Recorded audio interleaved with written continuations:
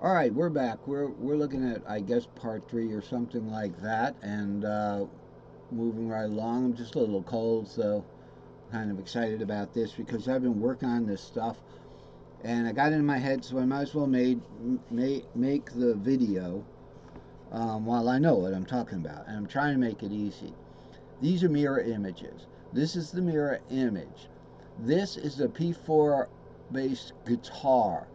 I can't play that with this regular guitar, only on the bottom 4 strings. So the E, A, D, and the G string are P4 tuning. Okay, on the cello fiddle, the bottom, the top 4 strings are the mirror image of that E, A, D, G. Okay, as opposed to okay, so they'd be they'd be like this, but their octaves going down.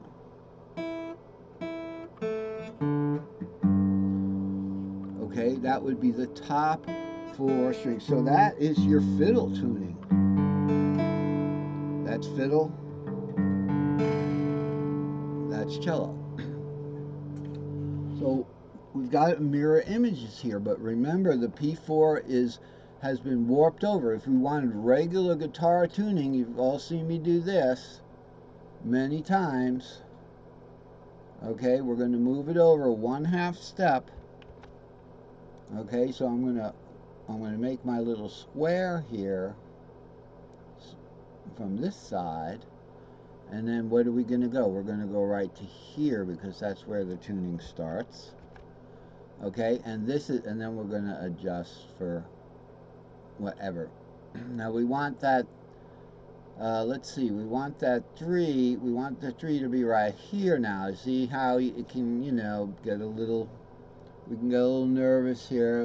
Let's calm down, everyone. We're going to get through this. So this is the warped then. This would be the warped. Okay? Then this is no longer valid. That's no longer valid. This would just be stand on it on its own. This is the regular P4 based tuning. Okay, but we're not doing that. We're not doing that. We're actually got it unwarped, which means we move it back to where it was in the regular pattern build, which is 5, 6, 7. Like here, 5, 6, 7, root 2, 3, 4, 5, 6, 7, root 2, 3, 4, 5, 6, or 3, 4, 5, 6, 7, root 2, 3, 4, 5, 6, 7. Now we have to go to a long build there, but that's just on the unwarped part. Okay, so we've got what, 3, 4, 5, 6, 6, 7, root 2, 3, 4, 5, 6, 7. Now I simply take the root 2, 3 here, and I got to warp it up here. That's why they call it the warp. I just put the same pattern. Notice the root was above the 5, but actually on the guitar, the yellow note is actually up 1 from the red note. The red note's the 5, the yellow note is the C. So it's up 1 because of the tuning third. Weird. But anyway, that's the way they do it. So because of fingering and forming a third up on the top registers, notice if we had the warped down here, that third would cause kind of some mush down there. Okay, so that's why it's not a good idea to, another reason why it's not a good idea to warp a cello, to take that bottom C string over 1. So you'd have it down to an, you'd have to tune it down to an E, So we don't want to do that because we want to try to stay in line with the way everything is. The guitar tuning is okay with a down C tuned or capo way up on a C, and the cello and the fiddle. Okay. Now, by the way, I didn't let people know that this was experimenting in an instrument. Okay, you'll have to read my videos and everything before you actually make this kind of instrument. Oh, looks like the wife's home early. Okay, so the wife is home. She's just getting herself some coffee. So we're gonna continue with the video. Let's take like a little more relaxed approach here.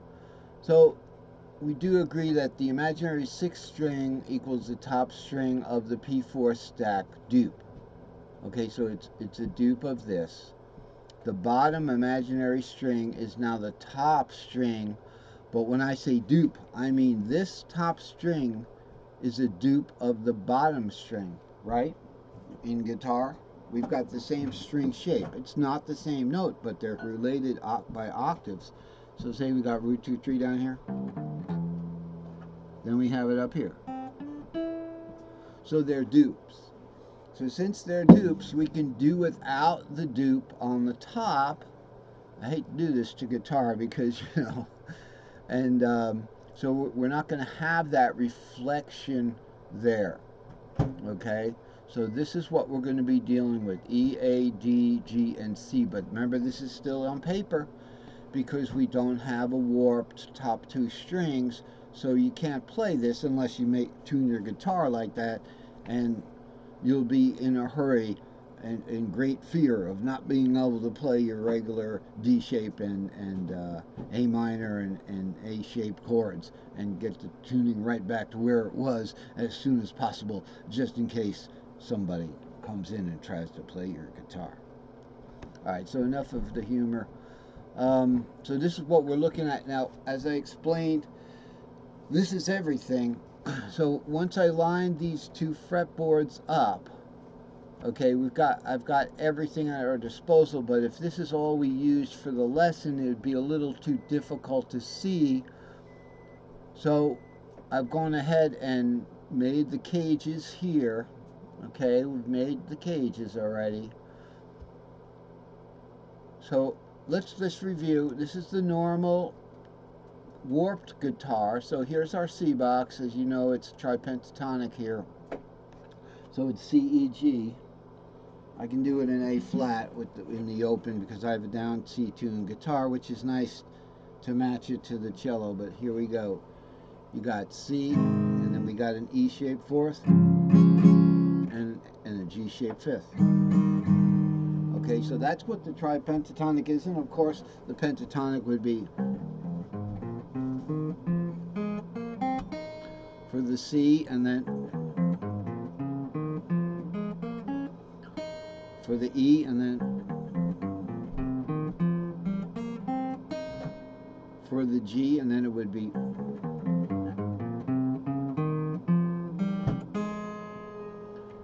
for the diatonic when you superimpose the three of them. So that's what the tripentatonic is, and we have that for the A cage. Remember, this is regular guitar on top.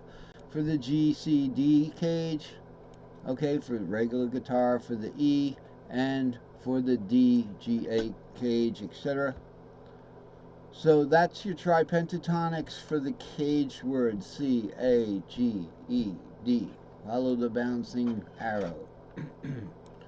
Now, what I've done here in this chart, we have the P4 guitar bass unwarped, we have our mirror, and then we have the P4 tuned guitar bass mirror image. So I've just flipped the image here. That's all I've done.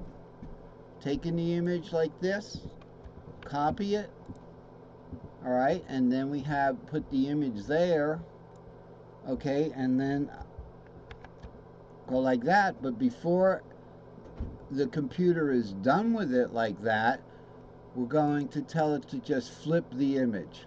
Okay, so that's how that worked.